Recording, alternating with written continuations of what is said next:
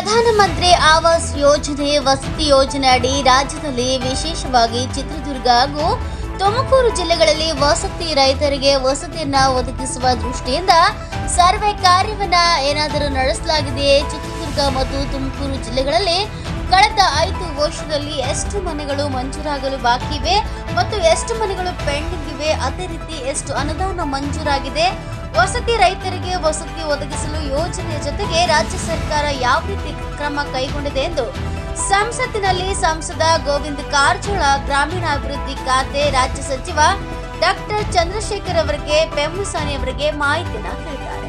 ಸಂಸದರ ಪ್ರಶ್ನೆಗೆ ಉತ್ತರ ನೀಡುವ ಸಚಿವರು ಪ್ರಧಾನಮಂತ್ರಿ ಆವಾಸ್ ಯೋಜನೆ ಗ್ರಾಮೀಣ ಯೋಜನೆಯಡಿ ವಸತಿ ರೈತರನ್ನ ಗುರುತಿಸುವ ಕಾರ್ಯ 2011ರಲ್ಲಿ ನಡೆದ ಸಾಮಾಜಿಕ ಆರ್ಥಿಕ ಜಾತಿ ಗಣತಿಯಲ್ಲಿ ಸೂಚಿಸಲಾದ ಮಾನದಂಡಗಳ ಮೇಲೆ ನಡೆದಿದೆ. ಈ ರೀತಿ ಗುರುತಿಸಿರುವ ವಸತಿ ರೈತರನ್ನ ಗ್ರಾಮ ಸಭೆಗಳ ಮೂಲಕ ಅಂತಿಮಗೊಳಿಸಲಾಗುತ್ತದೆ. ಸರ್ಕಾರ 2018ರಲ್ಲಿ ಜನವರಿಯಿಂದ 2019 ಮಾರ್ಚ್ವರೆಗೆ ಆವಾಸ್ ಯೋಜನೆ ಸರ್ವೆ ಕಾರ್ಯ ನಡೆಸಲಾಗಿದೆ ಅಂತ ತಿಳಿಸಿದರು. ಪ್ರಧಾನಮಂತ್ರಿ ಆವಾಸ್ ಯೋಜನೆ 2.95 ಕೋಟಿ ಮನೆಗಳ ಒಟ್ಟಾರೆ ಗುರಿಯನ್ನ ಈಗಾಗಲೇ ರಾಜ್ಯಗಳಿಗೆ ಹಂಚಿಕೆ ಮಾಡಲಾಗಿದೆ. ಇದಕ್ಕೆ ಪೂರ್ವಕ್ಕಾಗಿ 2.94 ಕೋಟಿಗೂ ಹೆಚ್ಚು ಮನೆಗಳನ್ನ ಮಂಜೂರು ಮಾಡಲಾಗಿದೆ.